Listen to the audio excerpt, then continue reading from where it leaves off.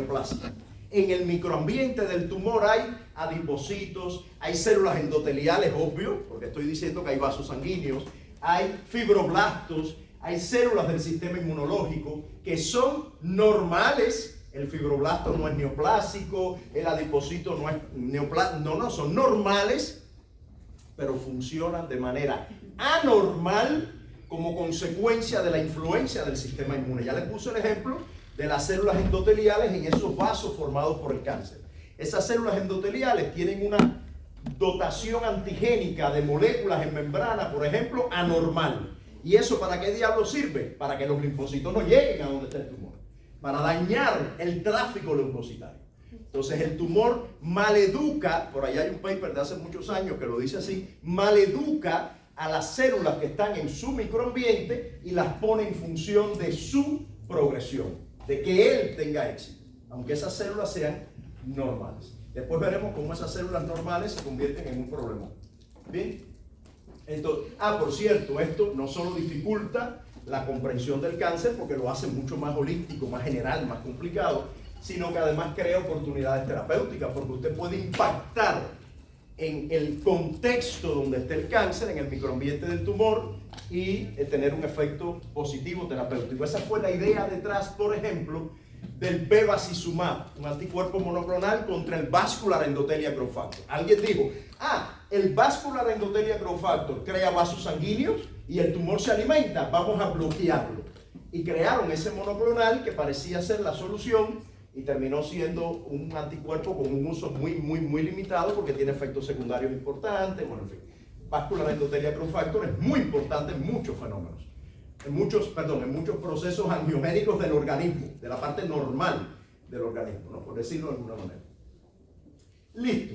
En cualquier caso, entender el microambiente tumoral es muy importante, particularmente entender el inmunocontexto. Fíjense que les he dado ya varios conceptos y en el examen siempre va a haber una pregunta que dice tal cosa se refiere a inmunovigilancia, microambiente tumoral, inmunocontexto. Inmunocontexto, ¿qué cosa es? Dentro de ese microambiente tumoral, los componentes del sistema inmune. O sea, son los componentes del sistema inmune que están presentes en el microambiente del tumor. Correcto, ese es el inmunocontexto, el contexto inmunológico que está en torno a las células neoplásicas. Y se ha demostrado que si usted estudia ese mundo del sistema inmune en el microambiente del tumor, usted tendrá algunos resultados interesantes que tienen valor pronóstico y predictivo. Por cierto, ¿cuál sería la diferencia entre un biomarcador pronóstico y uno predictivo? ¿Cuál sería? Los biomarcadores diagnósticos quedan clarísimos. Pronóstico y predictivo, porque estoy usando esos términos y pueden pensar que son sinónimos. El biomarcador pronóstico, esto lo estoy poniendo muy en blanco y negro, obvio. El biomarcador pronóstico es el que le dice al médico, a ver tu examen, arregla tus papeles que te quedan 3 meses. Ese es el pronóstico, que eso no se hace. Por eso les digo, para que entiendan el concepto.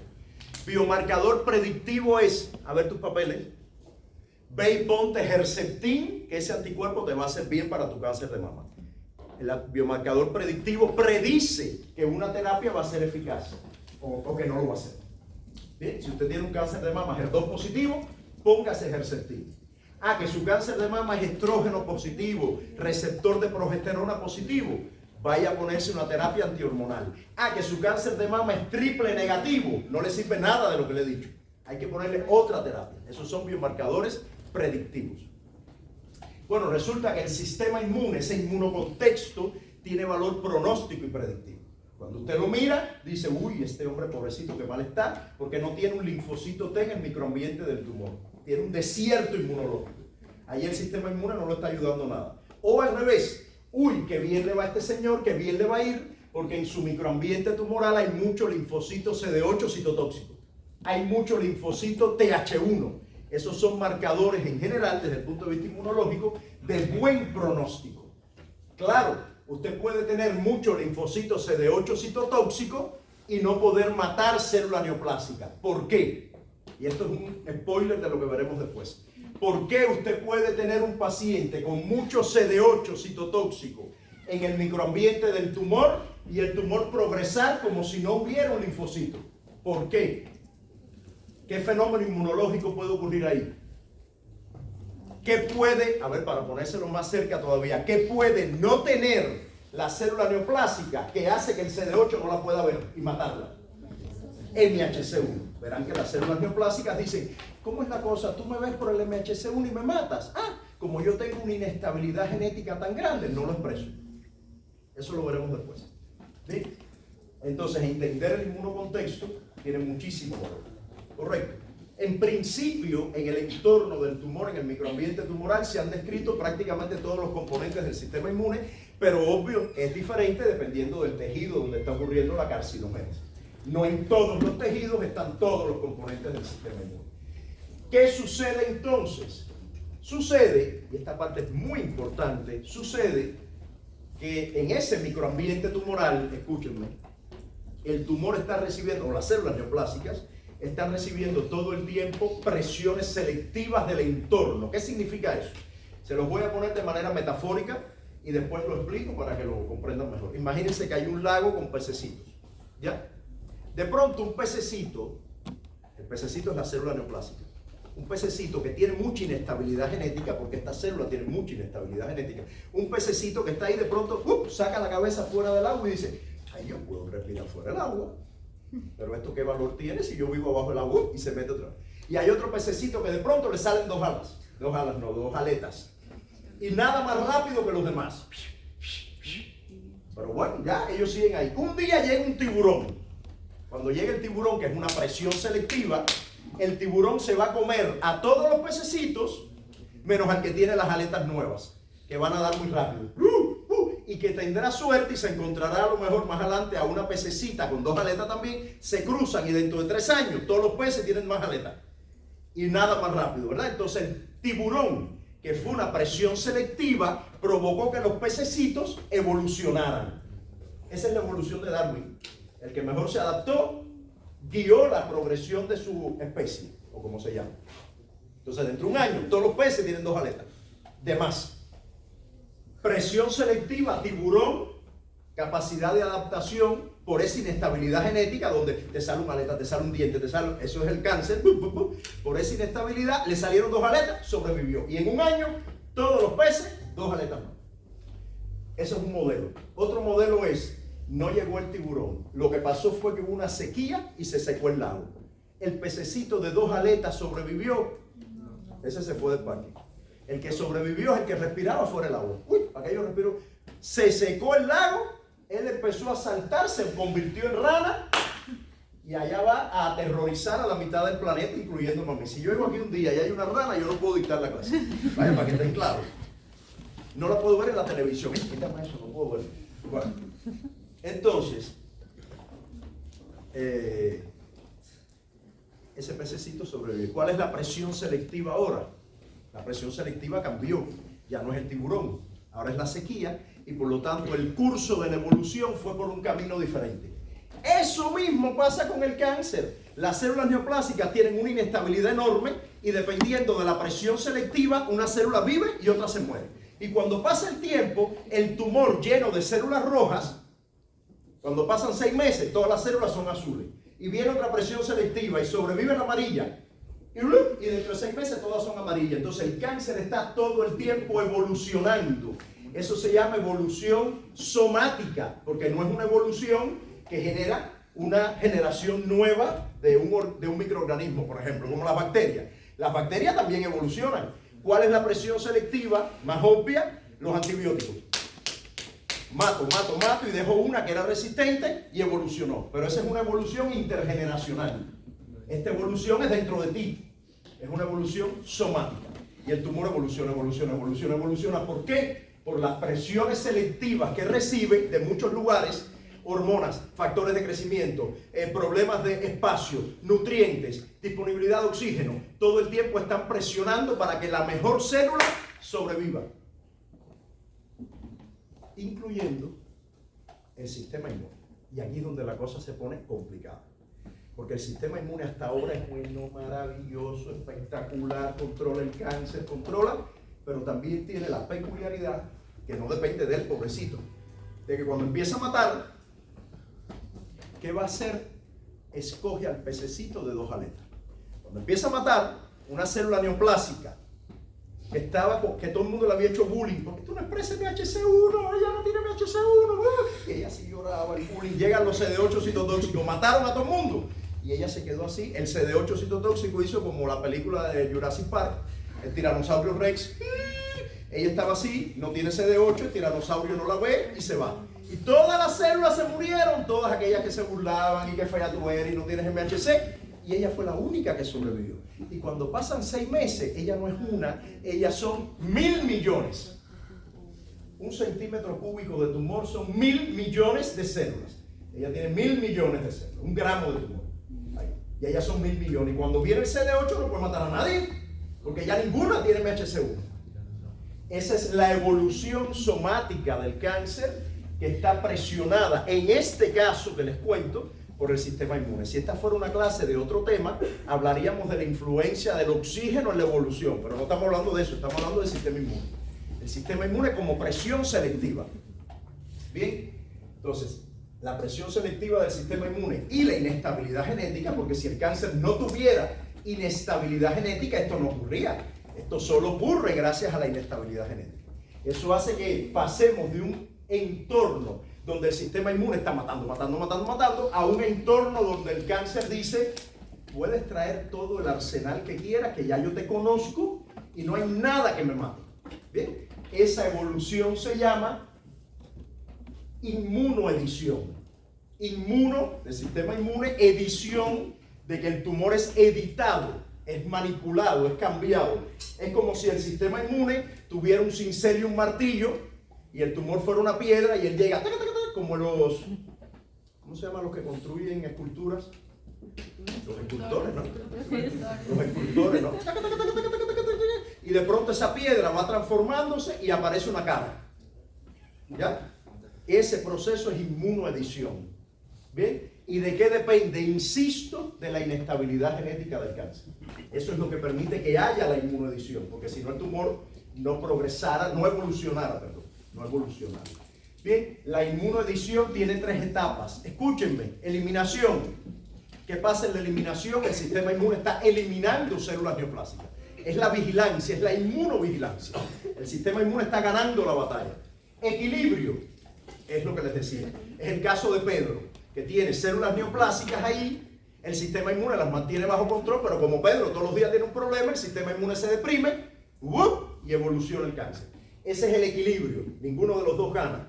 Y en el escape, la célula neoplásica ha aprendido a lidiar con el sistema inmune, se conoce todas sus mañas y tiene un montón de mecanismos de escape del sistema inmune. Escapa al sistema inmune, a la vigilancia del sistema inmune.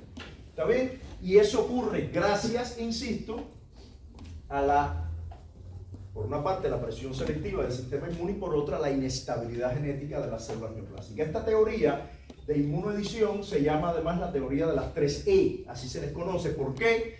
Eliminación, equilibrio y escape. Esto es muy, igual que les dije que la IgD era un regalo de Dios para los profesores de inmuno, este es un problemazo, porque usted tiene que poner 5 opciones, estas 3 y otras 2 que empiecen con E, que no sea elefante. Tiene que buscar 2 palabras coherentes que empiecen con E, porque no va a poner una con I, porque ya ustedes saben que no es. Tiene que ser 2 con E, pero que no sean ni eliminación, ni equilibrio, ni escape, y que sean coherentes. No puede ser, repito, edificio, elefante, no. Tiene que ser 2 palabritas coherentes. Confusoras. ¿Bien? Edificio y elefante, o sea, por favor. Además, en mi experiencia, siempre va a haber uno que marque edificio. Ya yo viví la experiencia hace años, antes de la pandemia, de estar en un seminario cuando se entregaban infografías y mirar y decir, máquina expendedora de dinero. Ahí en el paper, ¿cuándo salió eso? El problema es que en el paper hablaban de Tumor Associated Macrophages, TAM. Y cuando lo tradujeron pusieron AMT o ATM, ¿ya? Que es el nombre de las máquinas expendedoras, y los alumnos tranquilamente decían, los macrófagos tienen las máquinas expendedoras de dinero cuando interactúan con las células del cáncer. Y yo decía, entonces si yo pongo edificio, alguien va a marcar edificio, se los aseguro. Y después cuando te dice, ay, profe, es que dudé, me cayó la duda, ¿será edificio o escape? Me cayó esa duda, profesor, una duda existencial.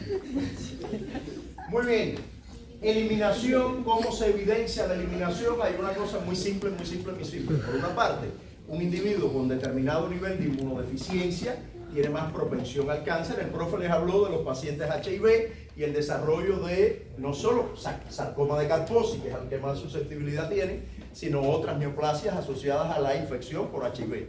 ¿Bien? Porque el sistema inmune está deprimido. En ratoncitos, ¿cómo se demostró? Usted toma ratones inmunocompetentes con un sistema inmune perfecto, le pone un carcinógeno y bueno, en algunos ratones aparece el tumor. Pero si usted hace eso en ratones inmunodeficientes, hay más ratones con el tumor y que crece más rápido, porque el sistema inmune no vigila. ¿Bien? Obvio. Eso es escape, demostrando el escape.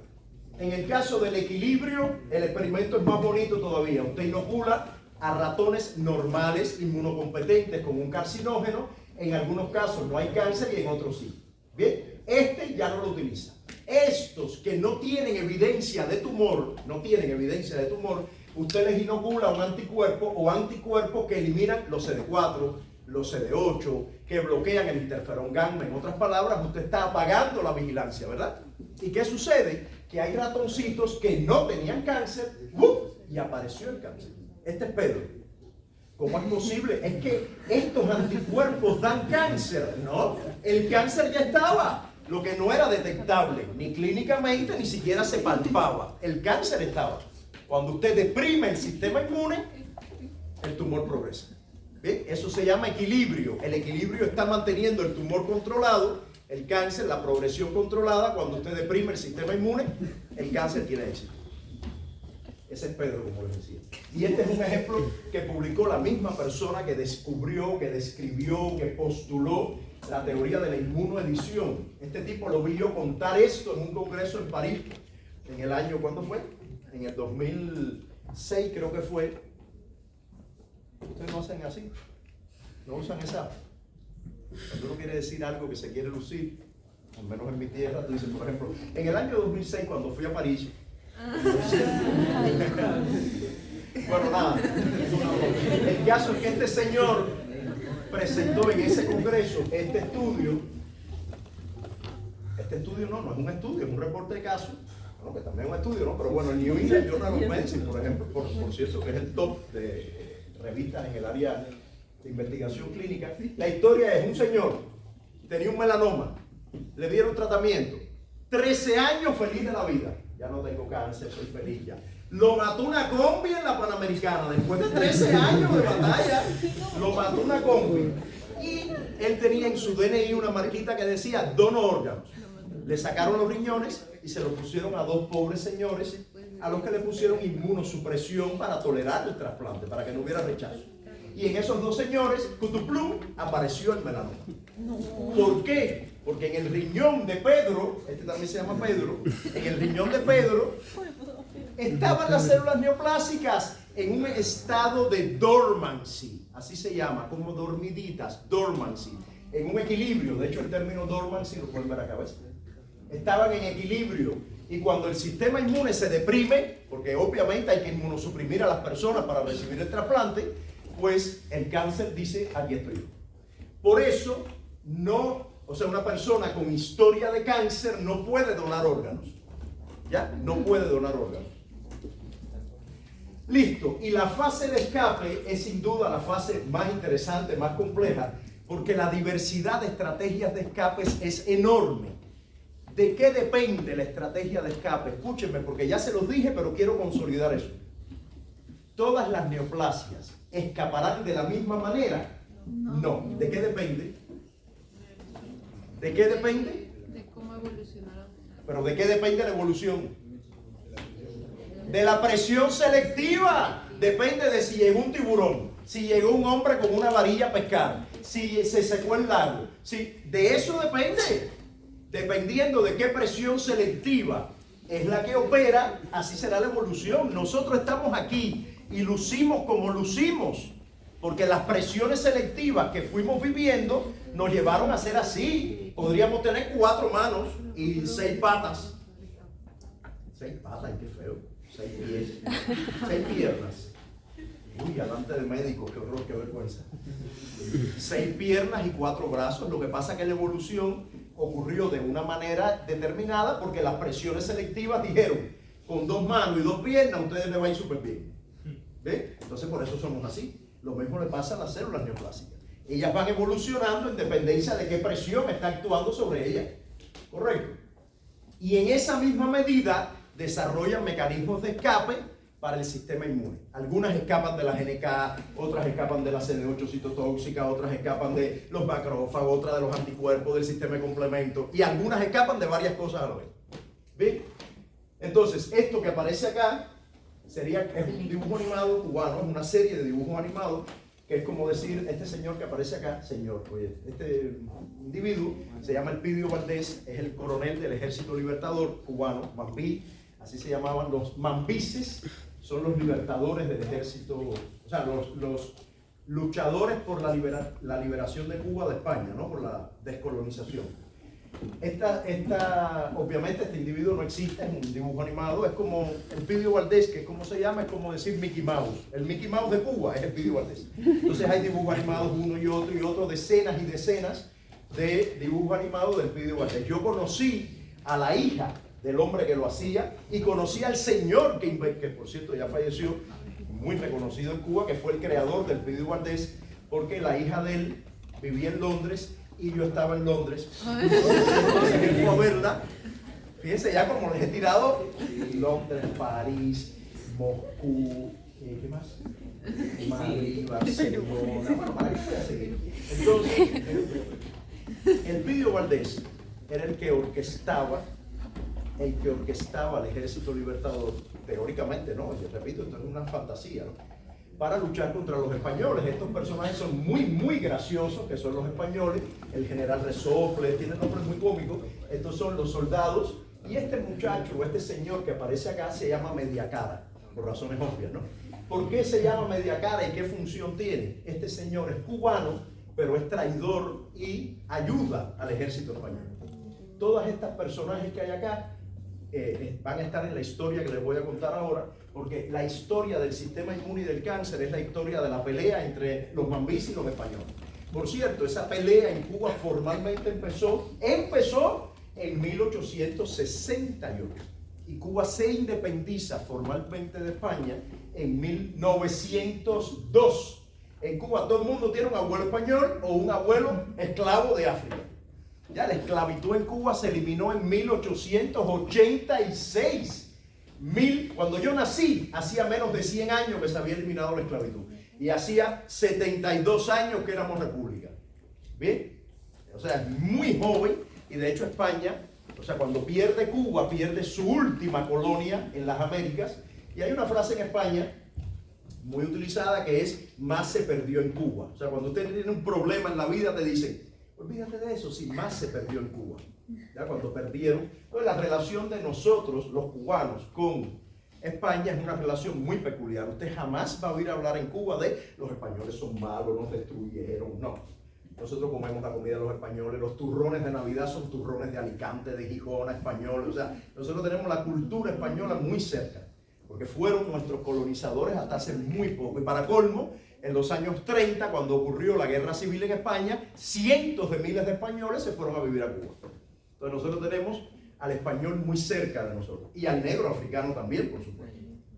Entonces, por ejemplo, ver este dibujo animado con un español amigo tuyo es lo mejor que te puede pasar, porque te ríes con él muchísimo, porque son muy graciosos las voces y la manera en que estos españoles del dibujo animado se pronuncian. Bien, por cierto, los pobres soldaditos, además de disparar, ya verán por qué digo esto, de disparar con sus escopetas, muchos tenían acá, que no se ve, pero tenían bayonetas, un cuchillo, como si fuera una espada en la punta, y cuando se te acababan las balas, le clavabas la espada al que venía, ¿no? Bien, ¿cómo transcurre esta pelea entre sistema inmune y cáncer? Eso que aparece ahí es una representación de los mecanismos de escape, una manera muy resumida y concreta de presentarlos. ¿Qué mecanismos de escape pueden ocurrir? reducción de inmunogenicidad. La célula neoplásica, ya les dije, hay un CD8 que viene a matarme, no expreso MHC1. ¿Qué significa eso desde el punto de vista de la pelea con los españoles? Que los españoles se ponen como si fuera una carpa invisible, se esconden. Y el Pidio Valdés con su ejército no los puede encontrar. Ya, por cierto, aunque ahí todo el mundo está vestido en esta imagen, los cubanos luchaban calados y con machete. De hecho, en ese dibujo animado los españoles dicen, pero nos van a caer a machetazos otra vez porque era con machete. Bueno, de hecho aquí se ve el machete, ¿ven? A lo que iba. Los españoles se cubren con un manto mágico, los hace invisibles y el ejército cubano no lo encuentra. O sea, los CD8, por ejemplo, no pueden matar. O, por ejemplo, hay sobreexpresión de inhibidores del sistema de complemento o se liberan determinadas moléculas como estas que aparecen acá, MIC-A y MIC-B, que son como análogos de MHC1 para bloquear a los NK. Recuerden que cuando NK ve MHC1 se bloquea. Entonces, nada, en este caso lo que nos interesa para el punto que estamos hablando es que se cubren con un manto mágico. No los ven. Los antígenos tan relevantes para que el sistema inmune se active, se esconden. MHC1 se esconde, se hace poco inmunogénico. El otro, resistencia de mecanismos efectores, significa que ahí vienen los del ejército, disparan moléculas, disparan TGF-beta, interleuquina 10, gangliósidos, galactina, MIC-A, o sea, moléculas que tú liberas para que cuando el linfocito llegue, se murió. O sea, usted mata el linfocito, pero a veces no tiene ni que disparar moléculas, como les dije, puede tener una bayoneta. ¿Qué bayonetas pueden haber en la membrana de las células de las células tumorales? Fasligando, que cuando interactúa con el linfocito T lo mata por apoptosis.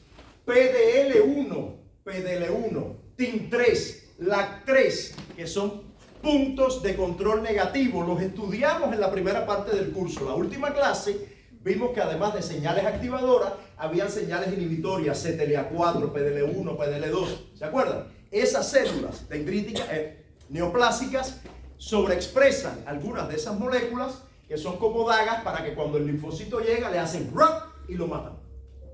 Bien, próximo, inhibe la activación de mecanismos efectores. No inhibe el mecanismo efector, inhibe el acto de activarlo. ¿Quién es el activador del mecanismo efector del sistema inmune aquí?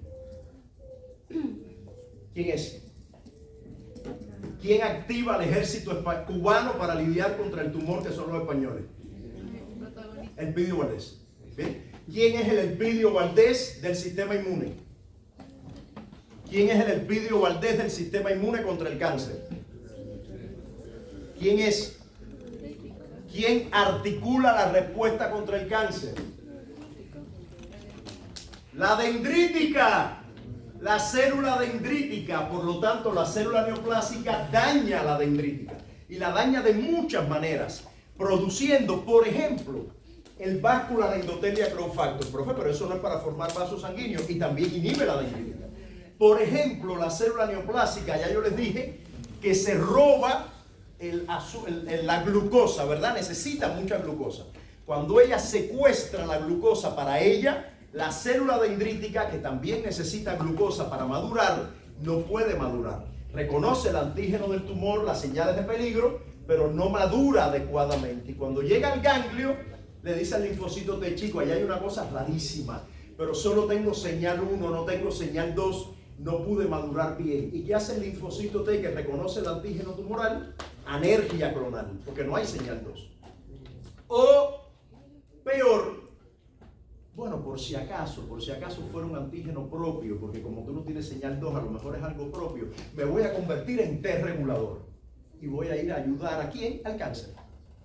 ¿Bien? Entonces, la dendrítica es un elemento central que el tumor le encanta controlar, como a los españoles le encanta controlar el Pidio Valdés. De hecho, ellos tienen varios de los dibujos animados, son los españoles secuestrando el Pidio Valdés porque con eso inhabilitan al ejército cubano. Luego están el uso de mecanismos naturales que contraen la respuesta inmune. Hay una serie de células y moléculas usadas por el sistema inmune para apagarlo. ¿Como cuáles? Estas mismas, PDL1, PD1, TIM3, CTLA4, pero hay otro. Las T reguladoras. las células mieloides supresoras. Son células normales, súper útiles, pero que cuando está el cáncer lo ayudan, pueden ayudarlo a que escape, porque esas células inhiben al sistema inmune, inhiben la vigilancia. Esta es la T reguladora. Esta es la T reguladora, Mediacar. Es parte del sistema inmune, pero lo traiciona. ¿Bien? Se pone en función de ayudar al cáncer. Puede ser T reguladora, que sería una célula linfoide reguladora, o célula mieloide supresora, que es una célula reguladora de tipo mieloide. Hay dos tipos, pero la T reguladora linfoide, la T, obvio, es de las más estudiadas y después vamos a mencionar algo al respecto, que de hecho ya el profe mencionó. Entonces, y lo otro es alterar el tráfico leucocitario. Es como que los españoles borren las huellas y el ejército de los mambises no los encuentren. Que eso es lo que hace el tumor con el sistema vascular. Altera el sistema vascular, por ejemplo, el endotelio, para que los leucocitos no puedan migrar adecuadamente. Bueno, esto es muy rápido, solo para hacer notar que cuando se habla de reducir inmunogenicidad, de que MHC1 disminuya, se está hablando de eventos que pueden ocurrir a muchos niveles en términos de la expresión de MHC1. No vamos a entrar en detalle. Hay muchas maneras de que MHC1 deje de expresarse en la célula neoplásica, y esto es lo que les decía. Moléculas que van a inhibir al linfocito T. Por ejemplo, la célula tumoral puede expresar PDL1 o puede expresar LAG3, hay varias, aquí están todas las que tienen acción negativa, las que inhiben, o sea, estas son las células neoplásicas inhibiendo al linfocito T, y decía que son señales que van a inducir apoptosis. Bien, son puntos de control negativo. Esos puntos de control son normales. Si no tenemos eso, vamos a tener una autoinmunidad, una hiperreactividad. Eso es muy importante. Pero el cáncer se apropia de esas características para inhibir la vigilancia y escapar. En el caso de CTLA4 es muy peculiar, porque ya saben que CTLA4, la interacción CTLA4, B7-1, B7-2 es en el ganglio linfático. Es la dendrítica, ya eso lo estudiamos, la que le dice al linfocito T, te vas a ir a combatir el cáncer. Ven acá primero, ¡guap! Y le mete un puñal para que cuando vaya a luchar contra el cáncer esté vivo una semana y se muera. Ese es un problema que hay. El sistema inmune está concebido por la evolución para actuar de manera aguda, no para que haya cronicidad. La cronicidad es patogénica generalmente. ¿Ven? Eso es un demonio que tiene el sistema inmune que no hay cómo lidiar con él, o sí hay, de manera artificial, como veremos después. ¿Bien? Entonces estos son puntos de control negativo que ayudan al tumor a escapar de la vigilancia del sistema inmune. Y este es otro ejemplo de escape, por ejemplo. Esta es una célula de cáncer, o sea, esto es cáncer colorectal, quiero decir, en general. Y aquí están midiendo una enzima que se llama IDO. IDO es una enzima que transforma el triptófano y lo convierte en quineurina. En las células neoplásicas, donde hay mucho IDO, hay poco linfocito T infiltrando el tumor. La expresión de CD3 no se detecta mucho. Todas estas cositas rojitas son linfocitos T. Hay pocos. Si la célula neoplásica no tiene IDO, hay un infiltrado linfocitario muy grande y el pronóstico del paciente será mejor porque hay más linfocitos en el microambiente tumoral. ¿Qué sucede? Que cuando la enzima IDO se expresa, el linfocito T llega al microambiente tumoral y como no hay triptófano, se murió. ¿Bien? De tal manera que en cáncer colorectal los pacientes que tienen mucha expresión de IDO en su célula neoplásica tienen menos linfocitos y su supervivencia es menor. Esta es la supervivencia global. Mientras que aquellos que tienen poco IDO viven más tiempo. Bien, por eso les decía, de pronto el inmunocontexto se convierte en un biomarcador pronóstico. Usted tiene mucho IDO en su célula neoplásica, tendrá menos linfocitos T, el inmunocontexto está deprimido, hay poco linfocito T, la vigilancia no está ocurriendo bien, su supervivencia será peor. Bien. Las T reguladoras aumentan su proliferación, su diferenciación, su reclutamiento al microambiente tumoral. O sea, el tumor puede, dependiendo del tumor que sea, llenarse de células T reguladoras. Por ahí hay un paper que no traje, donde, por ejemplo, comparan pacientes con cáncer de ovario en diferentes etapas de la enfermedad, etapa 1, 2, 3 y 4, y encuentran que a medida que evoluciona la enfermedad hay más T reguladoras en el microambiente del tumor. Y después, en ese mismo paper, comparan En etapa 4, que es la etapa más avanzada, los pacientes que tienen más T reguladoras y los que tienen menos. Los que tienen más en el microambiente del tumor, la supervivencia es menor. Los que tienen menos T reguladoras, aunque tienen un cáncer avanzado, sobreviven más. Porque como hay poca T reguladora, la vigilancia está más activa, si se quiere decir, si se puede decir en un paciente avanzado, pero bueno, hay más inmunovigilancia y se puede controlar un poco la progresión del cáncer. Las acciones de las T reguladoras no se las tengo que explicar, ya las conocen. Esto es solo para hacer notar lo que les decía hace un rato.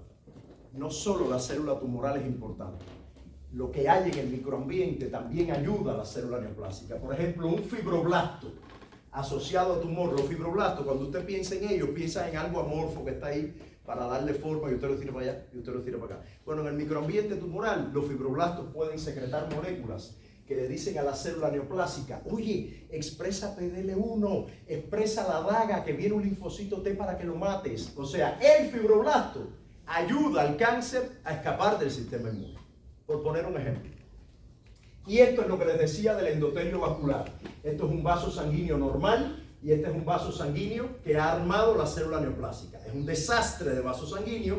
A ella no le importa porque ella lo que quiere es que llegue oxígeno y comida y poder metastizar.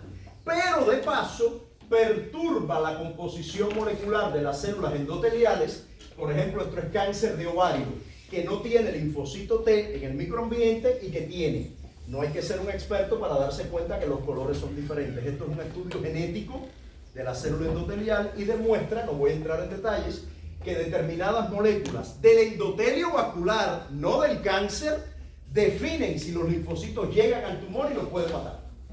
¿Correcto? Entonces, pensar en el cáncer no es pensar en la célula neoplásica, es pensar en el microambiente donde se encuentra. Y ya les digo que aquí el sistema vascular es fundamental, de tal manera que hay pacientes cuya supervivencia es mejor o peor en dependencia de las características del endotelio vascular, no de la célula neoplásica, del endotelio vascular. Para terminar esta historia, bueno, destacar que este fenómeno puede estar ocurriendo, esas eliminación, equilibrio y escape en el mismo paciente a la vez. Un mismo paciente puede tener una metástasis que por un determinado tratamiento, por ejemplo, ilíaca, después del tratamiento, la metástasis sigue para arriba. Está en escape, franco escape. Esa terapia para esas metástasis son agua con azúcar, no le hace nada.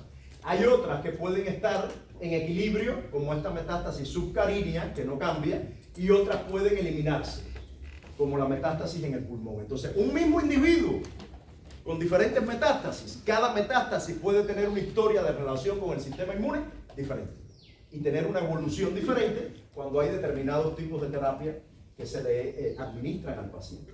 ¿Bien? Entender el cáncer y entender cuáles son los biomarcadores que predicen el éxito de algunas terapias es muy complicado y cada vez se han sumado más elementos. El primer elemento que apareció es un cáncer de pulmón y un cáncer de mama son diferentes. Ya, algo es algo. Segundo elemento, no, espérate.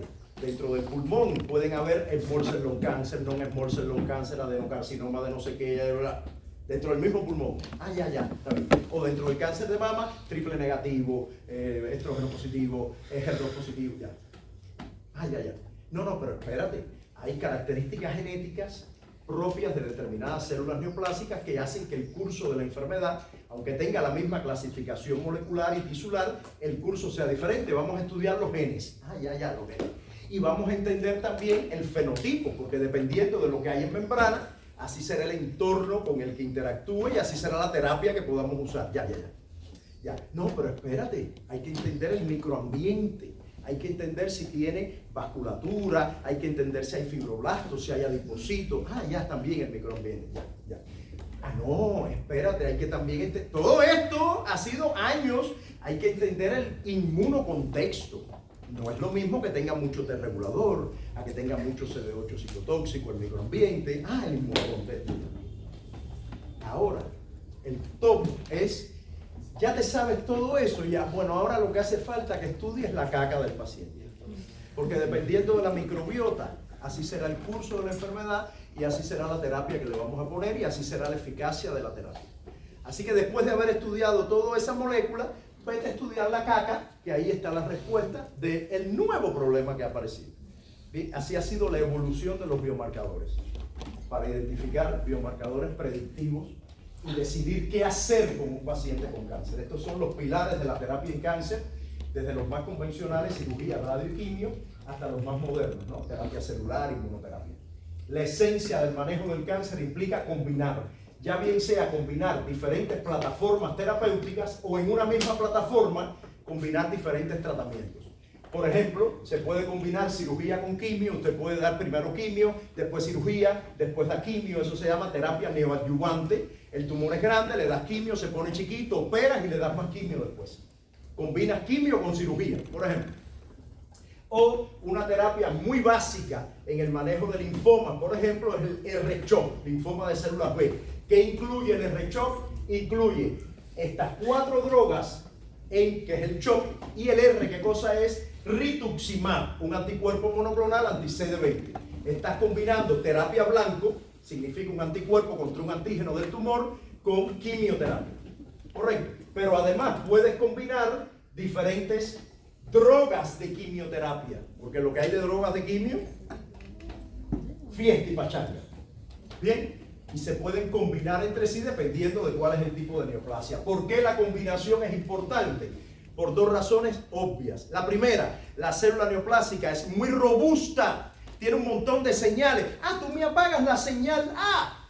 Ah, yo activo la B. Ah, que me apagaste la B. Yo activo la C. Entonces es mejor usar diferentes estrategias combinadas, ya bien sea de manera secuencial o concomitante, para apagar todas las opciones en la célula neoplásica. Bien. Y la segunda razón ya la conocemos. Resistencia, evolución somática. Ay, había una celulita resistente y cuando le doy la terapia, cutuplum, todas son resistentes. Porque la evolución no solo está marcada por las presiones selectivas naturales, la terapia también es una presión selectiva. Ahí. Y después que estás libre de cáncer 3 años, otra vez tienes cáncer. Por eso la enfermedad de cáncer generalmente no, en el 99% de los casos es una patología crónica donde usted tiene que estar alerta todo el tiempo a eventos que pueden estar pasando en su organismo. ¿Está bien? Entonces es importante irle por muchos caminos al cáncer para evitar que escape a las presiones selectivas que ejerce la propia terapia. Bien, por cierto, la quimioterapia, que ha sido el caballo de batalla y sigue siendo el caballo de batalla en el manejo del cáncer, cuando la inmunoterapia, escuchen, me cogió fuerzas, que yo viví ese proceso, decían, Dios mío, ¿cómo vamos a hacer inmunoterapia en un paciente que recibe quimio? Porque la quimioterapia es mieloablativa, daña el sistema inmunológico, son incompatibles.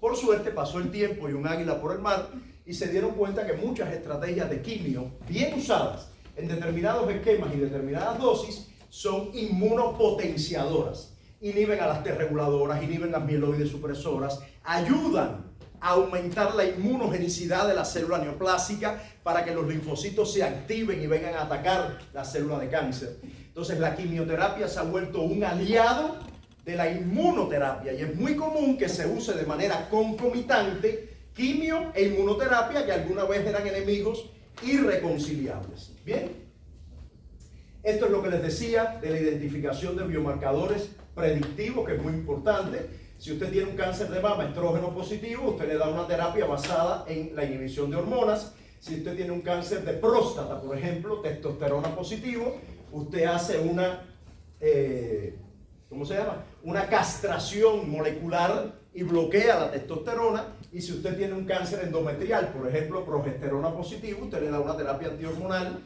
para bloquear la progesterona.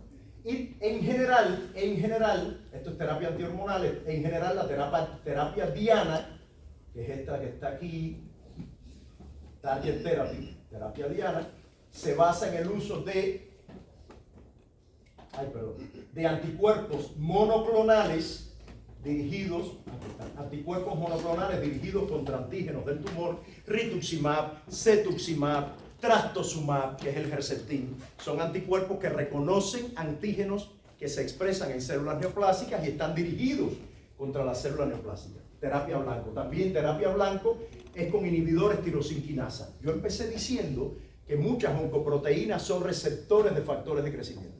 ¿ya? Y esos receptores tienen actividad tirosina quinasa. Fosforilan tirosinas. Si usted usa inhibidores tirosina quinasa, bloquea las oncoproteínas. Eso es terapia blanda. ¿Correcto? Y el otro tema, ya con esto termino, es entender, tengo que terminar ya, es entender, hay un Kahoot, pero es imposible, es entender que el sistema inmune tiene sus propios demonios, como ya mencioné antes. Sus propios demonios. ¿Cuáles son sus demonios? Uno de ellos es que él está destinado por la evolución para activarse e inhibirse. Él tiene un montón de mecanismos para apagarlo. Y de hecho esos mecanismos en los últimos años han dado ya 2 premios Nobel. Estos individuos en el 18 les dieron el Nobel por descubrir CTLA4, PD1, PDL1, ¿ya? Jane Allison y Honjo, Tatsuko Honjo, japonés, que en los años 90 descubrieron esas moléculas que participan en la inhibición o en la contracción de la respuesta inmune. Y que hoy se sabe que el cáncer aprovecha esas moléculas para lidiar con el sistema inmune. Y estos otros, que ya el profe el otro día los presentó, que se ganaron el Nobel hace unos días, un par de semanas, por descubrir las T reguladoras.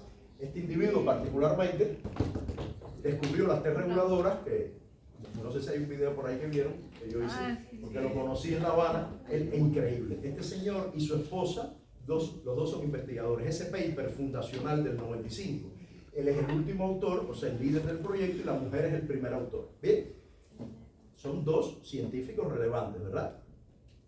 Ellos fueron a La Habana a un congreso en el instituto donde yo trabajaba, cuando todavía nadie soñaba que ellos iban a hacer Nobel. Y cuando paseábamos por La Habana, por ejemplo, o en el propio evento, este señor iba adelante y la señora japonesa iba atrás así, se lo juro. Científica, bueno, así no, porque no había celular. Así, o sea, estamos hablando del año 2002, 2004. No les estoy hablando del año 1900. Así, 2 científicos, o sea, la cultura es increíble como te marca. Tal vez ya la gente más joven, porque estos señores son setentones, obvio, la gente más joven a lo mejor tiene una manera de relacionarse diferente, pero así, impresionante. Bueno, la historia no importa, lo importante es, por cierto, estos 2 americanos descubrieron FOXP3, que son muy, muy importantes, obviamente esa molécula para los T reguladores. Bueno, en cualquier caso, este es un fenómeno que es un demonio, porque el sistema inmune, porque el cáncer se aprovecha de él. O sea, el cáncer lo que hace es que inhibe la activación del sistema inmune y potencia la contracción de la respuesta inmune. Inhibe la activación, la vigilancia, la inhibe, y potencia la contracción para poder escapar. ¿Bien? Entonces la inmunoterapia tiene que tratar de activar esta etapa, o sea, hacer lo contrario que hace el cáncer, e inhibir esta, hacer lo contrario que hace el cáncer. Y para eso aparecieron los anticuerpos monoclonales que bloquean puntos de control. Ya vimos que los puntos de control son las dagas que matan al linfocito. Vamos a ponerle monoclonales.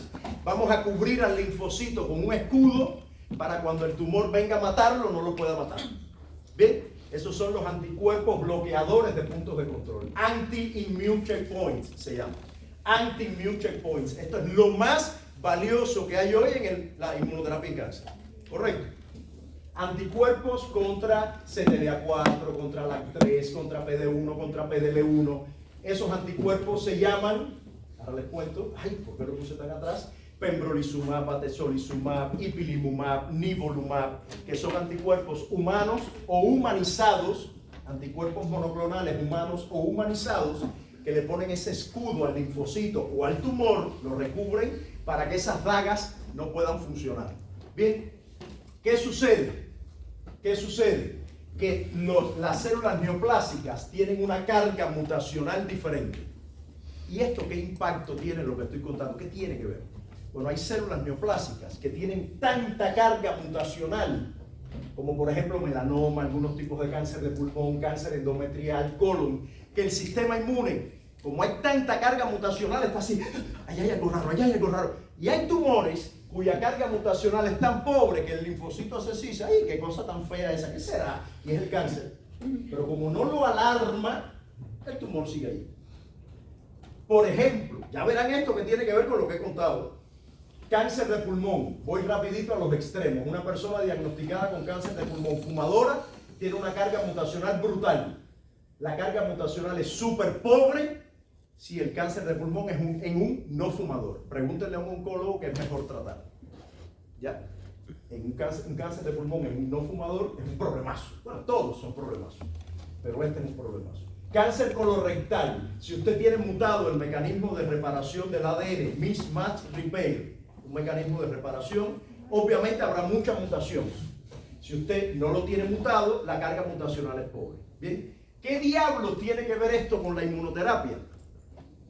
Para que el escudo funcione, para que el bloqueo de puntos de control funcione, para que ese escudo funcione, el linfocito tiene que estar activo contra el cáncer. Ese escudo no activa el linfocito. El que ya está activo lo protege.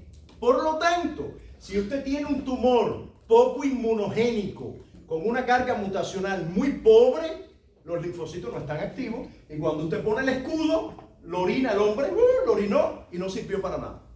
Usted necesita un linfocito activo. Y para activar los linfocitos, en melanoma es facilito. Casi todas las inmunoterapias funcionan en melanoma. Porque es una terapia, un cáncer muy inmunogénico. Sin embargo, hay otras neoplasias donde la carga mutacional es tan pobre que la inmunoterapia, ese escudo, no funciona. Carga mutacional, respuesta objetiva. Miren a melanoma donde está. Tiene tanta carga mutacional que la respuesta con bloqueo de puntos de control es muy buena. Y miren este ejemplo, cáncer colorectal, con mutaciones en el mecanismo de reparación del ADN, carga mutacional muy alta, mucha respuesta al bloqueo de puntos de control. Y este es el mismo cáncer colorectal, pero sin mutaciones, o con muy pocas. Si tiene pocas mutaciones, la respuesta objetiva es ínfima, porque los linfocitos no están activos contra el cáncer. Usted no los puede proteger porque ni siquiera están activos. ¿Cómo usted logrará activar los linfocitos? De muchas maneras, incluyendo calentar el tumor. ¿Qué cosa es calentar el tumor? Le pongo quimioterapia al hombre, le pongo radio, le pongo terapia target, algo que me mate las células neoplásicas, eso activa los linfocitos, los alarma y ahí pongo el escudo. Entonces yo combino inmunoterapia con quimio, por ejemplo, de manera que en un tumor ya caliente, así se llama, tumor frío, tumor caliente, el tumor caliente es atractivo para el sistema inmune, se activan los linfocitos y le pongo el escudo. ¿Correcto? El bloqueo de puntos de control necesita de linfocitos activos. Y lo último que les voy a hablar, que son 2 diapos, son los CAR T-cells, no quiero dejarlos de mencionar, que son linfocitos armados artificialmente. Son de la persona, son autólogos, pero hay que sacarlos y manipularlos genéticamente. ¿Para qué? Un linfocito T se activa con una dendrítica a través de MHC. Llega al tumor y necesita ver el mismo MHC para poder actuar sobre el tumor, ya lo saben. Pero la célula neoplásica, ay, se me olvidó poner aquí una cruz, tic, tic. La célula neoplásica cancela MHC1. Si no hay MHC1, el CD8 no puede matar. ¿Correcto? La célula B es diferente.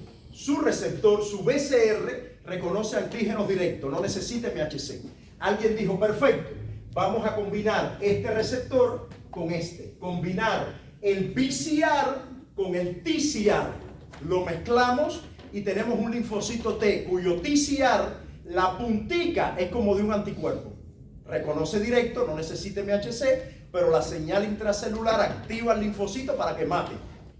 Correcto, entonces es un chimeric, una quimera, es un monstruo, algo que no existe en la naturaleza. Esos linfocitos no existen. Esos linfocitos usted se los extrae al paciente, los manipula en el laboratorio, hace que expresen el CAR, el chimeric antigen receptor, que lo expresen y después los vuelve a reinfundir en el paciente para que esos linfocitos vayan de frente a matar la célula neoplásica. Hay diferentes tipos de CAR T-cells ya registrados para el uso en neoplasias hematológicas. Hay una única evidencia clínica de valor hace poco con algún efecto de un CAR T-cell en cáncer esófago-gástrico. Unos chinos que hicieron un trabajo de investigación, lo publicaron en Lancet. Todo lo demás en tumores sólidos ha sido anécdota. Lo que sí ha funcionado muy bien es en oncohematología. Oncohematología. ¿Está bien? O sea, en neoplasias no sólidas, digamos así, leucemias, linfomas y mielomas múltiples. Correcto. Listo, con esto termino la clase. Como ven, hay un montón de información aquí, por lo tanto, habrá un montón de preguntas en el examen sobre este tema. Espero que haya sido de interés. Bueno, al principio creo que me extendí demasiado, hubiera dado tiempo al cambio. Nada, nos vemos entonces la semana que viene, que es la última clase, donde vamos a ver inmunoterapia y vamos a coordinar con el delegado, porque después viene el examen para tener una reunión virtual.